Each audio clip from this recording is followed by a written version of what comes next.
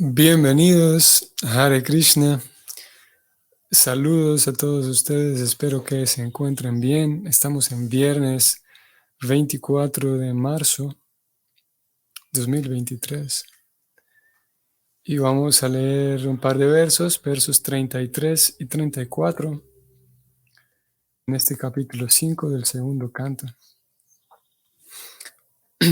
Vamos a entrar aquí en la última sección de este capítulo, que la vamos a encontrar desde aquí, verso 33, hasta verso 42. O sea que vamos a tener 19 versos en los cuales, como vamos a ver hoy, se va a iniciar una descripción y puntualmente en el verso de hoy, una descripción de cómo el Señor Supremo, muy breve, cómo el Señor Supremo manifiesta los universos. Así que vamos allá de una vez. Om Namo Bhagavate Vasudevaya. Om Namo Bhagavate Vasudevaya. Om Namo Bhagavate Vasudevaya.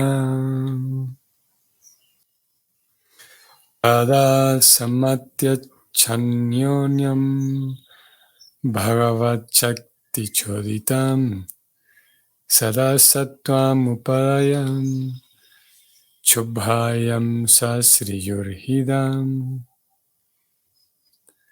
La traducción es la siguiente. Sí, pues, cuando todos ellos fueron ensamblados por la fuerza de la energía de la Suprema Personalidad de Dios, este universo ciertamente que empezó a existir al recibir tanto la causa primaria como la secundaria de la creación. Cuando todos ellos fueron ensamblados, ¿quiénes fueron ensamblados? Fueron ensamblados todos los ingredientes. Ustedes recuerdan que vamos a leer, saltar un momento al verso anterior para que veamos el contexto. El verso 32 dice así: las formas del cuerpo no pueden aparecer mientras esas partes creadas no sean ensambladas. ¿Cuáles son esas partes creadas? Son los elementos, los sentidos, la mente y las modalidades de la naturaleza. Todos ellos son ensamblados y comienzan a operar los diferentes cuerpos. Vamos ahora sí al verso, a retornar. Y leemos nuevamente este 33. Cuando todos esos elementos fueron ensamblados, entonces empezó a existir este universo al recibir tanto la causa primaria como la secundaria de la creación. Vamos al significado, en el que Srila Prabhupada escribe lo siguiente. En este verso se mencionan claramente que la Suprema Personalidad de Dios ejerce sus diferentes energías sobre la creación. No es cierto que Él mismo se transforma en creaciones materiales. Un punto interesante y muy relevante. Sigo leyendo.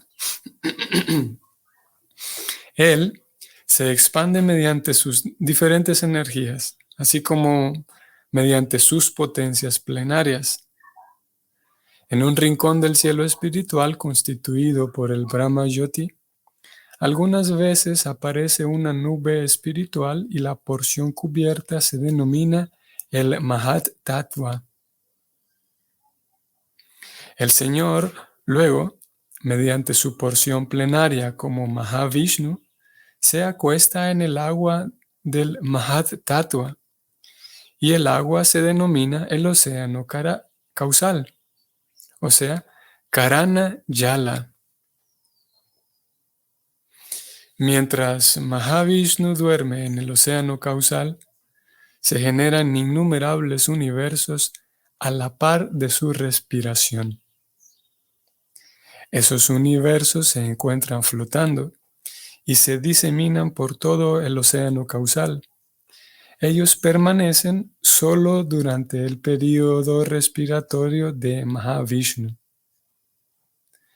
En todos y cada uno de los globos que constituyen los universos, el mismo Mahavishnu entra a su vez como Garbhodakasai Vishnu y yace ahí sobre la encarnación Shesha, semejante a una serpiente. De su ombligo brota un tallo de loto y sobre el loto nace Brahma, el Señor del universo. Brahma crea toda clase de seres vivientes de diferentes figuras en términos de los diferentes deseos que se encuentran en el universo. Él también crea el sol, la luna y los otros semidioses. Por lo tanto, el propio Señor es el ingeniero principal de la creación material, como se confirma en la Bhagavad Gita 9.10. Es solo Él quien dirige la naturaleza material para producir toda clase de creaciones, móviles e inmóviles. Existen dos modalidades de la creación material. La creación de los universos colectivos, como se dijo anteriormente, realizada por el Mahavishnu, y la creación del universo singular. Ambas son realizadas por el Señor, y así pues, la configuración del universo, tal como la vemos, aparece. Así es que vimos aquí en el comentario de Srila Prabhupada una descripción también breve de cómo funciona esa creación, desde el Mahavishnu que se acuesta en el océano causal. Aparecieron aquí también en este comentario, aparecieron un par de términos. Vamos a ver, aparece aquí el denominado Mahat Tattva, que es, voy a subrayarlo para hacer un repaso de este tema, una nube espiritual. Esa nube espiritual se denomina el Mahat Tattva. Voy un poco más arriba, voy a subrayar, en un rincón del cielo espiritual constituido por el Brahmayoti, o sea, el Brahmayoti es el cielo espiritual, y en un rincón de ese cielo, algunas veces aparece una nube espiritual, y la porción cubierta se denomina el Mahat Tattva. O sea que es dentro de esa nube, dentro de ese Mahat Tattva es que se despliega toda la creación material, que mientras existe, sigue flotando en el cielo espiritual. Eso es importante tenerlo en mente. Apareció aquí también la idea del concepto de y el término Karana Yala. Bueno, en realidad, vamos a ver. Karana Yala es un nombre en sánscrito. Karana que significa causa o origen. Así como esta famosa línea de la oración del señor Brahma, en donde dice Sarva Karana Karanam. Tal vez ustedes lo recuerden, Sarva Karana Karanam, lo cual significa que Sarva, todas las causas se originan en Krishna. Krishna es Sarva Karana Karanam. Krishna es el que da origen a todas las causas, a todo lo que... si nosotros tenemos experiencia de ciertas cosas, por ejemplo, la materia prima en sus diferentes formas da origen a diferentes productos. Entonces podemos tener, por ejemplo, diferentes metales y de un metal se pueden fabricar tantas cosas. Entonces podemos decir en un sentido que un cierto metal es karana, digamos, porque de ese metal origina muchas otras cosas, muchos productos. Entonces en un sentido podríamos decir que el oro, por ejemplo, es karana, es origen de muchas cosas. Y así encontramos muchas karanas, mucha materia prima que es Karana, que da origen a otras cosas. Y no solamente materia prima, sino también encontramos conceptos, ¿no? Hay ideas, hay filosofías que originan muchos otros paradigmas. Entonces podríamos decir que una idea también es una Karana, porque una cierta idea puede generar una sucesión de diferentes resultados. Pero Krishna es Sarva de todas las Karanas que existen, Sarva Karana, Karanam. Krishna es el, el origen de todo. Hablábamos esto porque aquí Prabhupada escribió que el señor Vishnu, Mahavishnu, se acuesta en el océano causal, que es desde ahí donde se va a generar todo, y ese océano causal se denomina Karana, que es la causa, y Yala, a veces se traduce simplemente como agua, Karana Yala, el agua causal, el océano causal. Bueno, todo esto que leímos aquí es un tema del cual hemos venido hablando hace algunos días, ¿no? Es como el señor Vishnu crea, se manifiesta en un segundo Vishnu y entra en cada universo.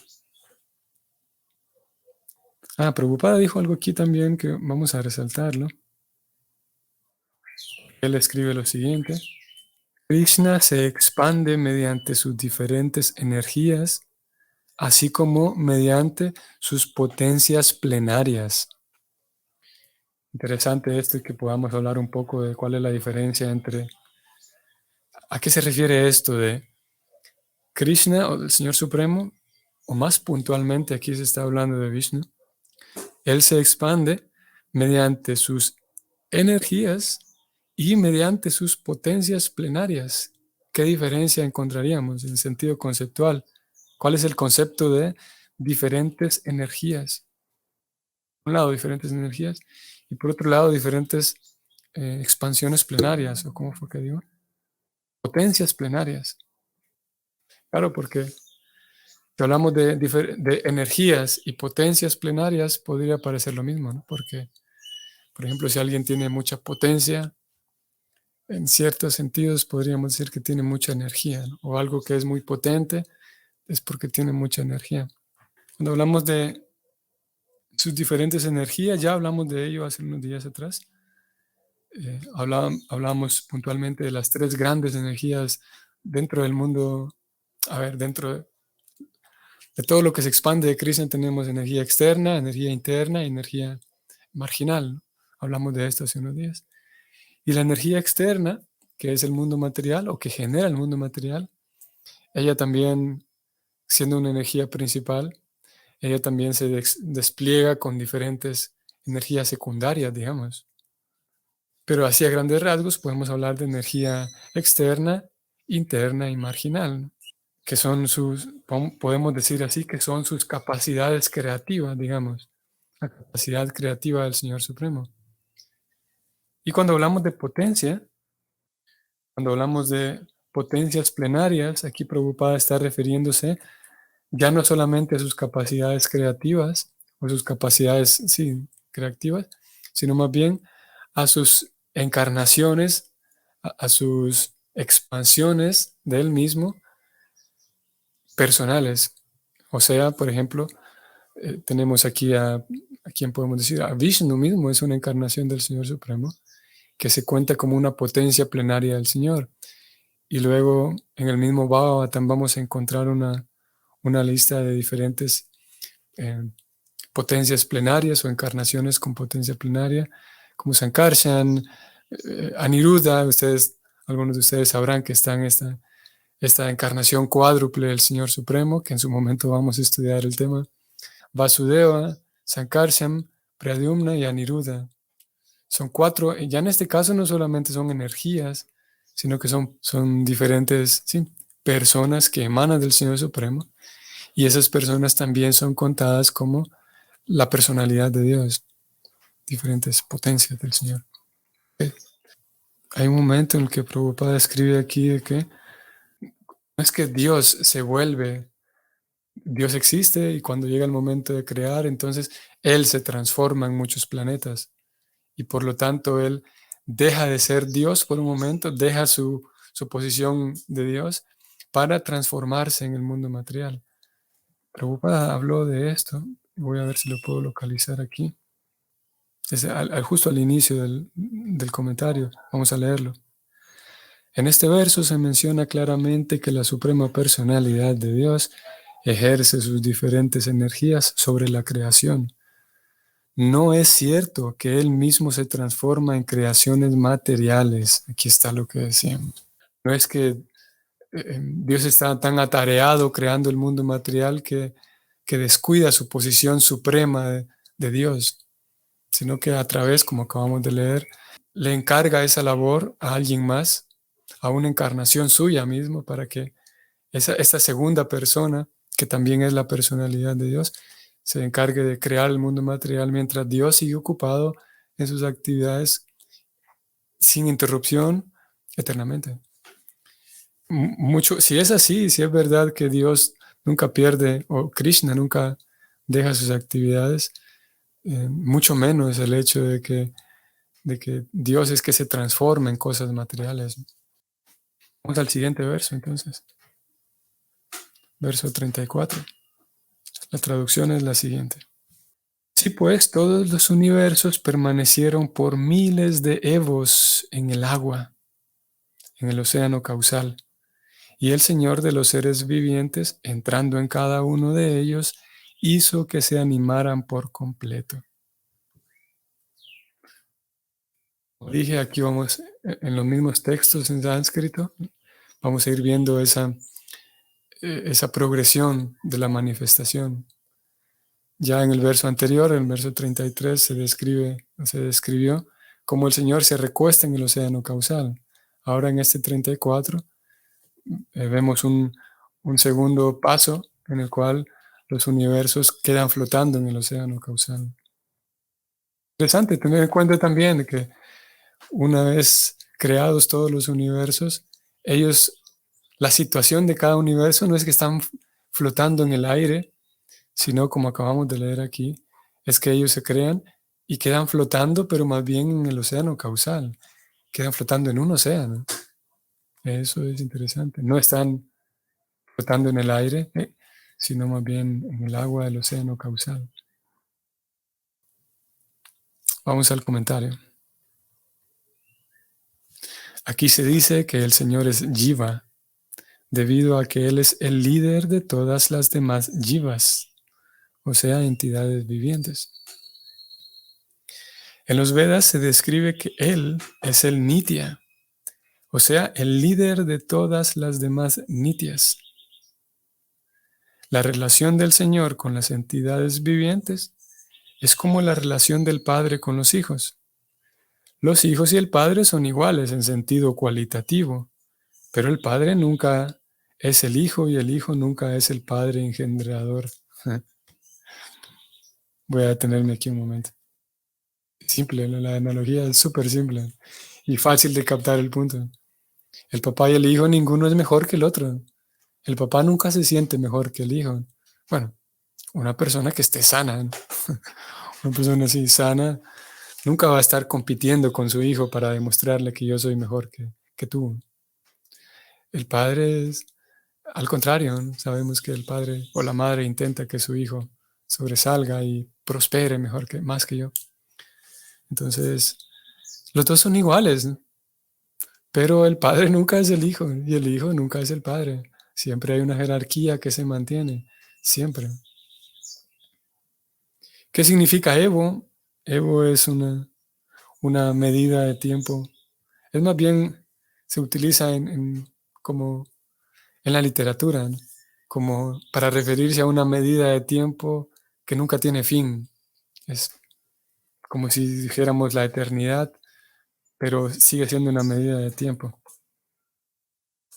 Comparto aquí en la pantalla la definición de este Evo para Elisa Sánchez. Bueno, para todos, para responder la pregunta de Elisa Sánchez. El Evo es un término generalmente poético que indica cantidad de tiempo sin límite, mucho tiempo o eternamente, parecido a edad. Ok, volvamos con Srila Prabhupada, sigamos leyendo. Así que, como se describió anteriormente, el Señor, como Garbhodakasayi Vishnu, o la superalma Hiranyagarbha, entra en todos y cada uno de los universos y hace que se animen al engendrar las entidades vivientes en el vientre de la naturaleza material, como se confirma en la Bhagavad Gita 14.3. Después de cada aniquilación de la creación material, todas las entidades vivientes se funden en el cuerpo del Señor y después de la creación la energía material es impregnada de vuelta con ellas, impregnada de nuevo. Por lo tanto, en la existencia material, la energía material es aparentemente la madre de las entidades vivientes y el Señor es el Padre. Sin embargo, cuando ocurre la animación, las entidades vivientes despiertan sus propias actividades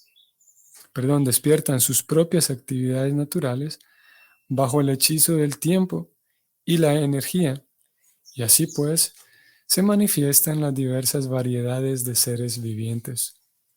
Por lo tanto, el Señor es, en fin de cuentas, la causa de toda animación en el mundo material.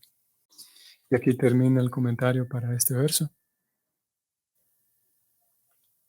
Vamos a resaltar aquí cómo aparece un nuevo nombre, para un nuevo término para esa superalma que acompaña a cada ser vivo en el corazón.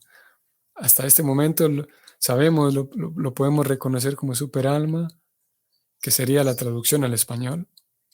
En sánscrito sería Paramatma, sería como el nombre así oficial, ¿no? Paramatma, el alma grande, el alma suprema, que es Dios en el corazón. Y aquí tenemos otro nombre, otro término. Bueno, también ya hemos conocido también este nombre de Garbhodaka Saji, que es la misma persona de la que estamos hablando, el Señor Supremo en el corazón. Garbhodaka Saji. A ver. No, perdón. A ver. No, disculpen, yo estoy haciendo aquí un enredo y no quiero, no quiero terminar enredándolos más a ustedes. Yo estoy aquí cometiendo un error en mezclando aquí a ambos business. En realidad, este nombre que aparece aquí no es para el Vishnu que se encuentra en el corazón. Voy a corregir ahora. Es más bien, sí, un nombre nuevo de Vishnu, pero más bien el Vishnu que entra en el universo. El Vishnu que entra en el corazón de cada uno va a recibir otro nombre. Y esta superalma Hiranyagarbha es más bien la superalma, pero del universo. Aquí todavía no estamos hablando de la superalma que entra en el corazón de cada ser vivo, sino más bien Hiranyagarbha es el Vishnu que entra en el universo. Un dato interesante también aquí, voy a subrayarlo. Después de cada aniquilación de la creación material, todas las entidades vivientes se funden en el cuerpo del Señor. Y después de la creación, la energía material es impregnada de nuevo con ellas. Esto es interesante porque las escrituras describen que el Bhagavatam va a escribir con mayor detalle más adelante, que cuando llega el momento, por ejemplo, en el que todo el universo se tiene que acabar, pero resulta que hay algunas almas que no están listas para ir al mundo espiritual todavía. Si ese es el caso, que algunas almas no están listas todavía, entonces lo que sucede al momento de la aniquilación es que esas almas son, vamos a decir así, son puestas en pausa, si podemos decirlo así, son puestas en un estado inactivo y todas ellas son retraídas y entran al cuerpo de Vishnu nuevamente. O sea que no tienen todavía la pureza para ir al mundo espiritual de vuelta, pero sucede que el mundo material se acabó. Ya no hay un lugar en donde ellas puedan seguir actuando. Así que quedan como dije, en un estado de pausa, quedan dormidas durante un tiempo, mientras el universo se recoge, se guarda todo, digamos, todos los materiales se guardan en el cuerpo de Vishnu, porque recordemos que, como esta descripción lo indica, el Señor Supremo se recuesta en el océano causal y de su respiración emanan estos universos. Cuando Él exhala, todas las burbujas emanan de su respiración y de sus poros, que son los universos. Y cuando esos universos se retraen, que significa cuando el Señor inhala, esos universos se retraen. En ese periodo, justamente, cuando Él inhala, las almas se retraen y quedan dentro del cuerpo del Señor. Y cuando Él vuelve a respirar, cuando Él vuelve a exhalar, se crean otra vez los universos. Y en ese pequeño lapso de tiempo, las almas que no están listas son retraídas nuevamente. Y cuando toca la siguiente creación, ellas vuelven a empezar donde se quedaron. Y es así como se crean nuevamente o se retoma las diferentes labores, las diferentes... Sí, no es que cada universo diferente, por ejemplo, esta es una visión diferente a la cosmovisión occidental o a la academia occidental que propone que en un momento el fuego se descubrió, en un momento se descubrió la rueda, en un momento se descubrieron tantas herramientas. De acuerdo con el Bhagavatam y con todo el sistema védico, es que el universo aparece, las almas son inyectadas allí y todas las almas ya traen la configuración para comportarse de tal o cual manera. Por lo tanto, todas las vocaciones, todas las habilidades ya están puestas. Como digo, de acuerdo con el Bhagavatam, no existe eso de que en un momento se descubre el fuego y que en un momento la rueda, sino que todas esas habilidades, todos esos conocimientos son puestos otra vez, se les activa otra vez, como cuando uno le da play a la canción, le activa el botón de play y cada uno, eso, recuerda desde el punto en donde se quedó anteriormente. Así es como lo describe el Bhagavatam. Y lo acabamos de leer aquí, brevemente leímos un poco acerca de eso aquí, donde Prabhupada dijo que después de cada aniquilación de la creación, todas las entidades vivientes se funden en el cuerpo del Señor. Y claro que no todas, porque algunas almas, que llega el momento de la creación, de la aniquilación, algunas almas van directamente al mundo espiritual, si lo merecen, si cultivaron el amor suficiente por el Señor Supremo para regresar a casa. Y en esa misma línea, un poco más abajo, Prabhupada dice que cuando ocurre la animación, o sea, cuando hay que crear nuevamente, las entidades vivientes despiertan de sus propias actividades, no, perdón, despiertan sus propias actividades naturales bajo el hechizo del tiempo. O sea que todas las vocaciones, todas las habilidades aparecen nuevamente en una nueva creación. Y no es que toda la creación aparece en cero y tiene que empezar nuevamente a descubrirse cada cosa. Bueno, hoy sí aquí nos detenemos. Entonces, que tengan un bonito día, un excelente día, hoy viernes, fin de semana. Y sí, fin de semana para todos. Si el Señor nos da chance, nos vamos a ver mañana. Hare Krishna.